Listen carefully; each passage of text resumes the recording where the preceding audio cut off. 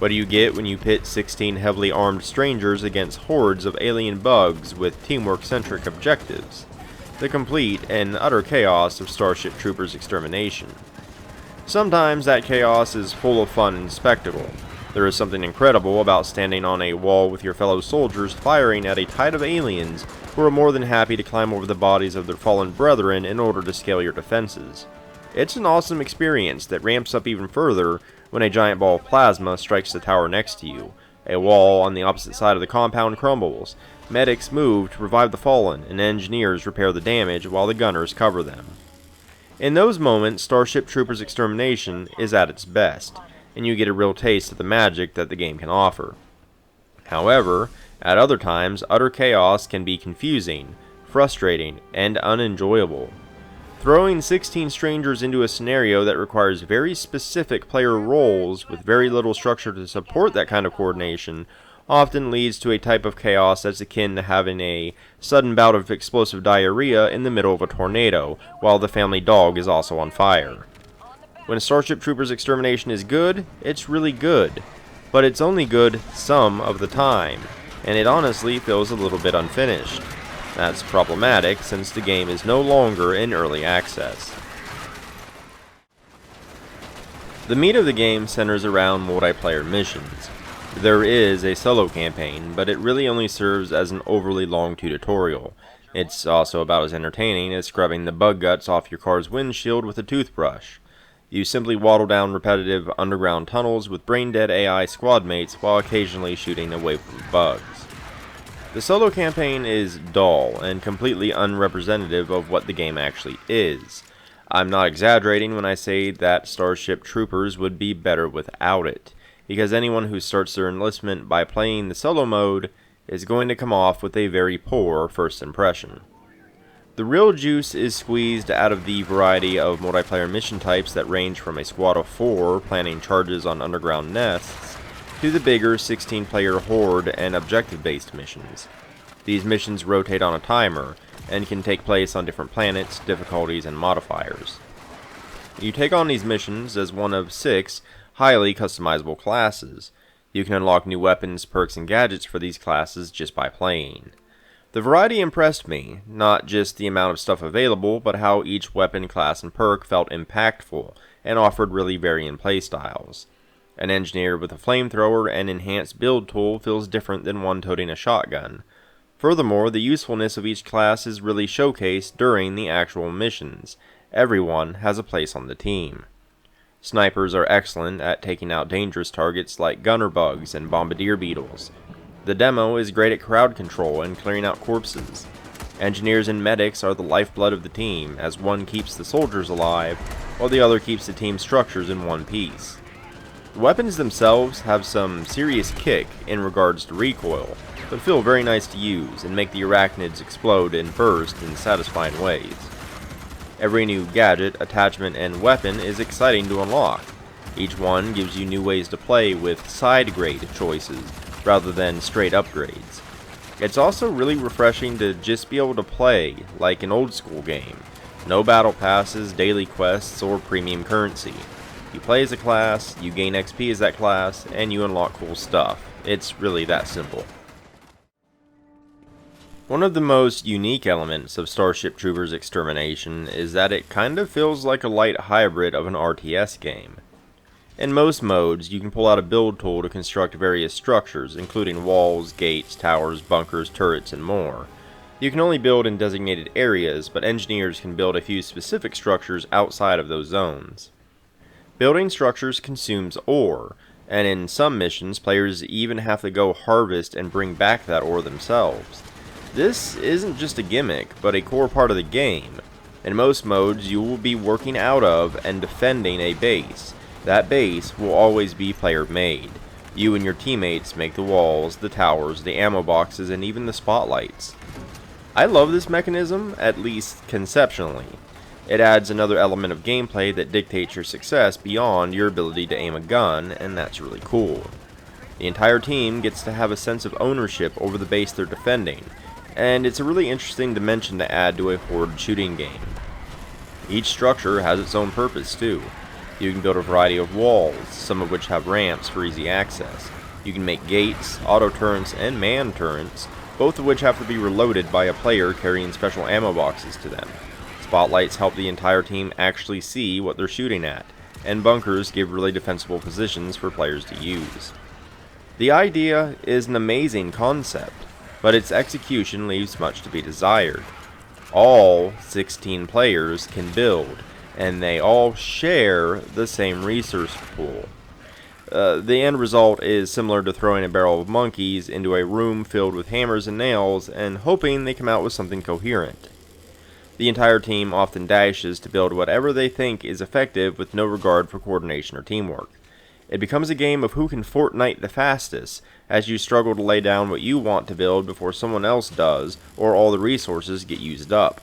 Then someone will be frustrated and start taking down walls to regain some resources, and someone else will use them again before that angry player has a chance. It got to the point that I stopped engaging with the build system altogether, except to build spotlights when I was the engineer. I'd rather let the monkeys ram the boards into each other's faces and see what they come up with, for better or worse, rather than try sticking my hand in a flurry of swinging hammers. Half the time, it's chaos. The team inevitably leaves a part of the base exposed, the bugs flood in, we all die, game over. The other half of the time, there's a sort of unwritten meta that happens. The maps are preset, so players who have played long enough get a communal sense of walls go here, bunker goes here, tower goes there. It's functional, but static, and somewhat devalues the whole system, as there's no room for experimentation. It's simply a matter of having too many chefs in the kitchen. The build system would probably have worked better if it was limited to the engineer class, rather than all 16 players. As it stands, it's a core part of the game that is at best functional, when the monkeys manage to make something that resembles a military base. At its worst, it's an instant mission failure because the monkeys started throwing poop at each other. In most games, you shoot an enemy, they die, they go poof, and you never think about them again. In Starship Troopers Extermination, they don't go away, and that small change alters the entire way you might think about a horde shooter.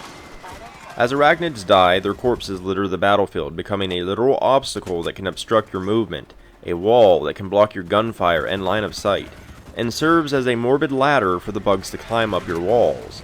Piles of bugs stack higher and higher, making a ramp for the other bugs to climb, so corpse clearing becomes an actual game mechanism that at least a few players on the team will need to handle. Corpses can be cleared by meleeing them, and certain weapons, such as demolition charges, are almost tailor-made to clear corpse piles. It's a strange and seemingly small thing that has a pretty big impact on the game. The enemies you kill evolve the little geography of the battlefield, and it honestly works really well. It's one of the standout features of Starship Troopers and lends itself nicely to both the gameplay and atmosphere. The build system isn't the only thing suffering from expecting a room of monkeys to make magic. The whole game reeks of bananas and wet fur. Starship Troopers Extermination expects a level of coordination from 16 players that is never going to happen because it barely makes any attempt to facilitate that coordination. You can skirt by on lower difficulty missions, but higher level, more interesting missions are a total coin flip. I'll use the Ark missions as an example, because they really serve to showcase everything that the game can be. First, you have to secure the base location, then go build an ore refinery, transport said ore to the base in order to build defenses, then go build a gas refinery and haul gas to the base. Finally, you have to protect the Ark while it does its thing. The entire time this is happening, the base and refineries will be under attack and you'll be given random side objectives. However, you also still need a few players to continue doing ore runs for more building resources. 16 players have to figure out who is building, defending, hauling ore, hauling gas, protecting carriers, and doing objectives, and that's just from a top-down perspective. On a more personal level, engineers need to make spotlights and keep the base repaired, snipers need to take out ranged threats, someone has to keep the turrets reloaded, demos need to clear the corpse piles, and medics have to revive the fallen. The only tools that Starship Troopers offers to facilitate this teamwork is a squad system and a rudimentary ping mechanic. There's no global commander role, or even squad leaders. At first, I thought you could at least work with your squad. Your squad mates are highlighted in yellow, and you can switch between team and local chat. I assumed the team chat meant your squad. Nope, it means the entire team. You may as well not even have squads then. 12 out of 16 players aren't highlighted in yellow. There's no way I can tell which white named player is actually talking and where they are in order to work with them. When 3 of 16 people say they need help or a wall is being attacked, I don't know where that is. Any attempt to talk to my own squad broadcasts me to the entire team, causing confusion, unless we're all happen to be close enough to use the local proximity chat. It's a mess, a complete and utter mess. What ends up happening is everyone drops in, chooses a class, and does the single task they want to do. Sometimes everyone chooses enough separate tasks that the gears line up beautifully, and the mission ends up being a complete blast to play. Other times, everything is on fire. One lone person went to go get ore and is bleeding out 3 miles from the base. No one can see anything because the team's one engineer doesn't know what a spotlight is. The base was made by tilting over a box of Lego, and someone left the gate open, so the bugs invited their entire extended family over for dinner. Those matches don't feel good, because they're utter failures that don't feel within your power to do anything about. If you want 16 strangers to work together, even a little bit, you have to provide ample tools and structure to facilitate that. Starship Troopers just throws everyone into the fire with a pat on the back, and that's it. Despite the fact that Starship Troopers Extermination just launched its 1.0 update, the game feels rough and unfinished. Shadows are laughably dark, too dark to be intentional, and the lighting system in general seems strange. If someone is using a flamethrower, for example, I hope you enjoy looking at a black screen, because they, and everyone near them, is going to be blind. I crashed several times, and if you look around at any given time, you're likely to spot several arachnids bugging out, stuck in the terrain, or simply not moving at all. However, the biggest sign that the game needed more time in the oven is the company system. Companies launched with the 1.0 update, and with it an ongoing galactic war with the arachnids. Companies are essentially clans or guilds that you join and earn points for. Then your company leader can spend those points on special missions that help progress the entire community in the war. The problem? You can't invite people to your company. And at first, you couldn't even search for a company. That functionality was only added a day before I wrote this review. The only way to join a friend's company prior to that was hoping it showed up on your company feed. The game has a clan system revolving around an ongoing live service style war, and the clan system is barely functional. That's not fully released game behavior, or at least it shouldn't be. Starship Troopers Extermination is a game I put in the same place as something like Smite or League of Legends. That may seem like an odd comparison, but hear me out. I actually love Smite, but I never play it because I'm only going to have a good time 50% of the time. If a teammate ruins the match for me, there's nothing I can do. Starship Troopers is like that.